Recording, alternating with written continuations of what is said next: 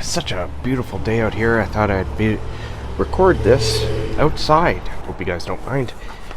Alright, so welcome to my channel. I'm Jason White, and this is Jason's Weird Reads, and today I am going to be doing my top 10 so far. My top 10 reads of 2023. I have a list.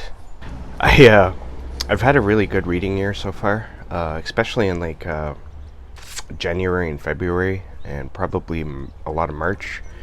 I was just really enjoying all of my reads, and with the books I plan on reading for the rest of the year, it's going to be interesting to see. It's going to be interesting to see what my end of the year top 10 list is going to be like, because there's so many really good books that I've delved into this year. And so I'm not complaining. It's just interesting. But it'll also be interesting to see which of these books will make it to the end of the year too, because I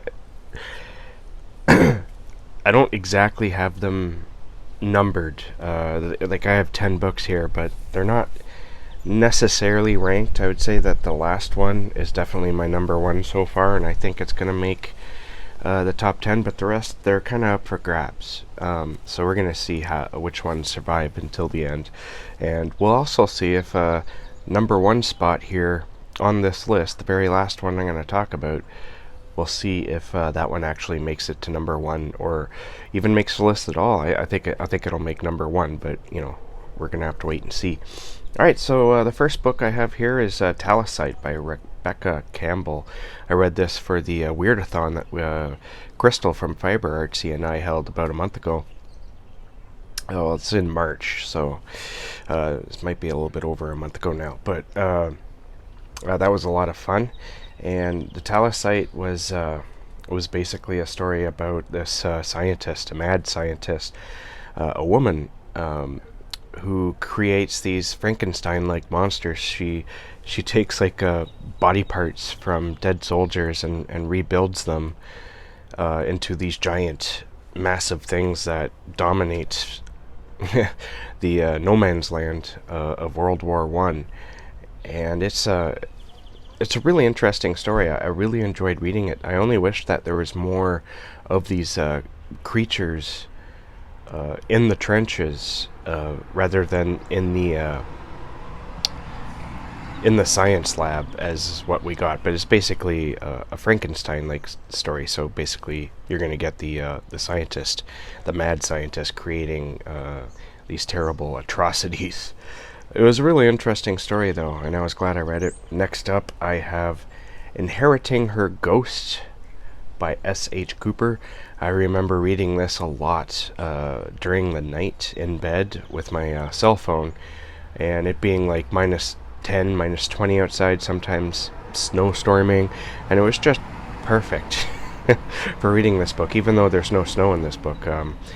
But I remember comparing it a lot to The Woman in Black. I think it had a similar sort of outline to The Woman in Black, but it is definitely its own story, and I really enjoyed it. It's about a woman who leaves her family home to go to a brand new home that she wants to make her own. She wants to basically create her own legacy, and she's rich. She's well off, and she gets there with her two big dogs. She has these really big dogs, only to find that this place is haunted, but it's not haunted by benign ghosts. These ghosts are they're dangerous. They could kill you, and it was just a lot of fun. So I highly recommend that. It was very fun. Next up, I also read In the Winter. I guess at this point most of the books I read were during the winter, but anyway. The House on Abigail Lane by Keelan Patrick Burke. I remember not really enjoying this story all that much in the beginning, because it was kind of confusing in the sense that it seemed like there was no solid world building, and almost anything could happen, and I didn't really like that. But then it did take a foundation once we knew what was going on exactly, and then it made perfect sense, and I absolutely loved it from then on. But it has the concept of that I really enjoy most when it comes to reading books, and that's about people who go missing and are never found. Not in they've been kidnapped or killed by a serial killer type thing, way in under mysterious circumstances. So this house on Abigail Lane, people go missing there all the time, and so there's definitely something weird going on there, and that's the mystery that draws me in. Another interesting thing about this book is that it's not written in a traditional way. It's more of like documents and articles, I think, if I remember correctly. I think it was mostly this one person's collection of essays, perhaps, about the house. And so you get like, it feels like a non-fiction story about what's going on in this house. So it's an investigative type of thing, and it's just a lot of fun. Next up, I have Below by Laurel Hightower. I believe this is one of the first books I read this year, and I just absolutely love this one too. It's a lot of fun. It's about a woman who she's kind of timid about driving. She's very afraid, but she's traveling the highways to get to another town so that she can go hang out and have some fun with her friends for like a weekend of debauchery and horror movies and whatnot. And an unexpected storm comes in and threatens to ruin not only her plans, but maybe a lot more. So she's at a diner, and she meets this truck driver who says that, he can help her through the storm. And he gives her like this portable CB radio so that he can follow her, or she can follow him, and they can keep track of each other. And as they head out, they come to this bridge where the truck jackknifes, and it slides right off a bridge. And it's up to our main character now to decide whether or not to go help him or not, because it could be dangerous going down there. And also, there's something in the winter storm that appears to be hunting them. So I'm going to leave it at that. But it's this book keeps you like on your toes. Like, it's just one of those stories that just keep going. Next up, I have of Men and Monsters by Tom Deedy. I listened to this one on audiobook, and it's very short. It's a novella. It's like 2 or 3 hours long. I don't know what the page count would be, but it too was a lot of fun. Took on maybe a little bit more serious content in relation to an abusive father who's well, let's just put it this way. The family is they moved to this beach town in order to hide from that father. This one isn't so much a horror story. There's no supernatural elements. There is a crab creature, but it's kind of a small part of the story. What I really enjoyed about this story wasn't necessarily the main plot about the family trying to hide from the abusive father. It was more of the kids being at the beach and making new friends, and it kind of reminded me of what it felt like being a kid again. And that's why it made this list. It too is a lot of fun, like a lot of these in that respect. It's also really short, and it's just perhaps maybe it's meant more for summertime reading, considering it takes place on a beach and during the summer, and I read it in the winter, but still highly recommended, and definitely go check it out. You could read it this summer coming up. It would be a perfect beach time read, very short and to the point, and it's just really good.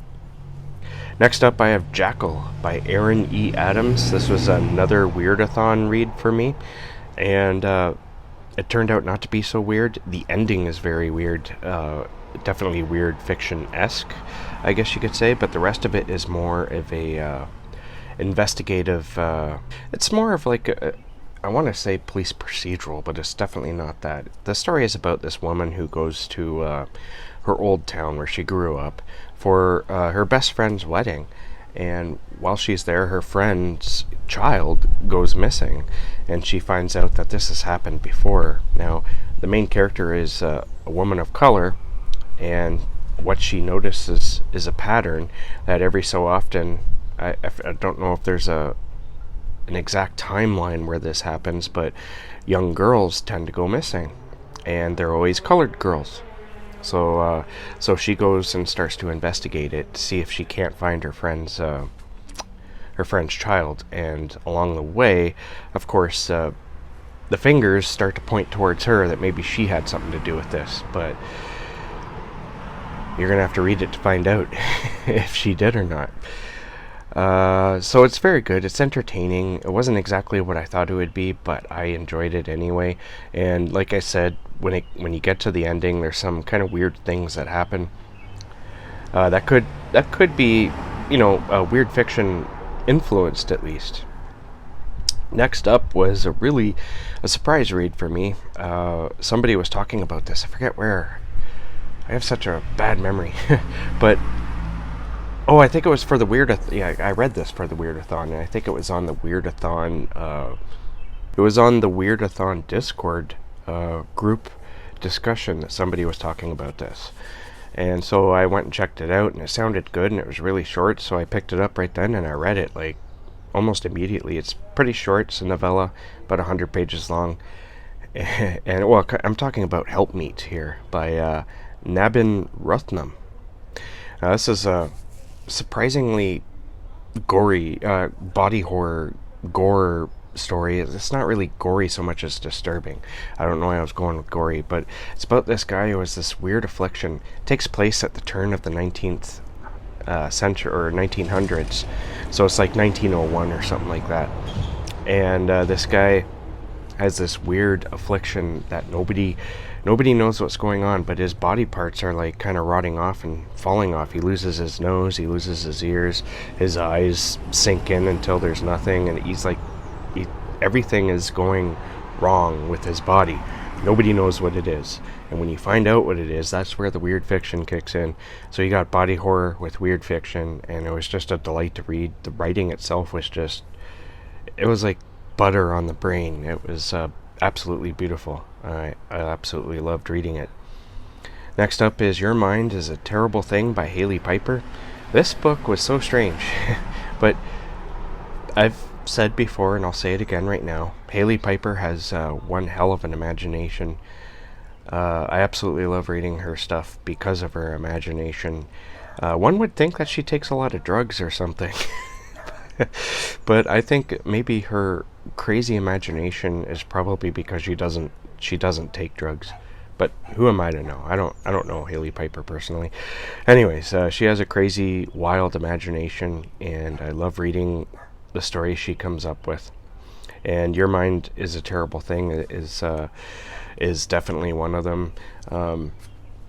It's a story about somebody who wakes up on a spaceship and everyone's missing, and there's these weird spider-like creatures that come along, and if they catch you, they can like warp your reality and take you to this weird dream-like landscape that's full of nightmares and what have you. If you haven't read it and you want to check out some space horror, this is a good one to check out. That's Your Mind is a Terrible Thing. Last two here. To Be Taught If Fortunate by Becky Chambers. This is a science fiction story. It's one, these last two are science fiction. This one was a lot of fun in that it's about this crew on a spaceship who their basic job is to go around and explore planets.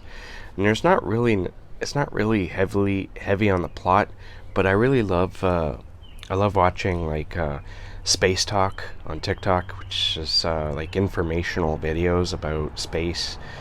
And I've always been kind of obsessed with space, and this story kind of feeds into that, honestly. And that's why it made this list. It's just it was just really fun. I read some other Becky Chambers this year that was also really good. Last but not least, and this is the book that I think is going to make my number one at the end of the year. We're not even halfway yet, so definitely something could come along and bump it up to number 2 or number 3 even, and my mood just might change, and I'll suddenly be like, I hate that book now. I don't think that's going to happen, but you never know. Anyways, I'm talking about Project Hail Mary by Andy Weir. This book, I wasn't expecting it to be as good as it was, and that could have been one reason why I loved it so much. I'm going to tell you what the premise is, and all that I knew about it going in. A guy wakes up on a spaceship, and he's surrounded by dead bodies. Instead of them being missing, everyone on there's only like three other people on the ship with him, but they're all dead, and he's the only one who somehow survived whatever it is that happened. And he also has a little bit of amnesia. He doesn't remember who he is or what he's doing on this ship, and so he slowly learns who he is, where he came from, and then he learns what happened. And I'm going to leave it at that, because this story has so many mind-blowing revelations that you really can't talk about this book too much, because for it to be spoiled would be to take away what makes this book so much fun. And if you're the type who likes, like me, who likes watching like space videos and learning about space, I think you're going to love this book.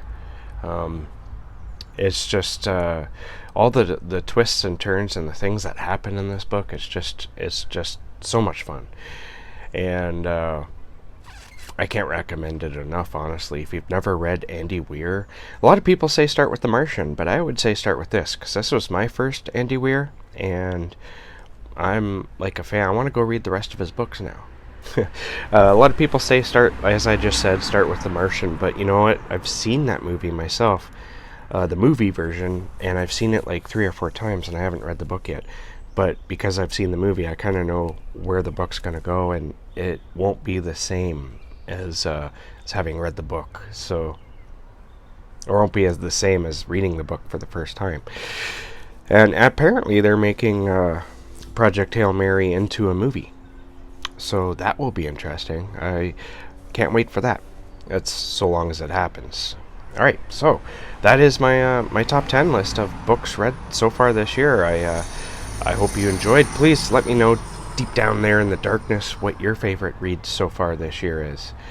And keep being safe, and keep being productive and creative. And I'll catch you guys in the next bookish video.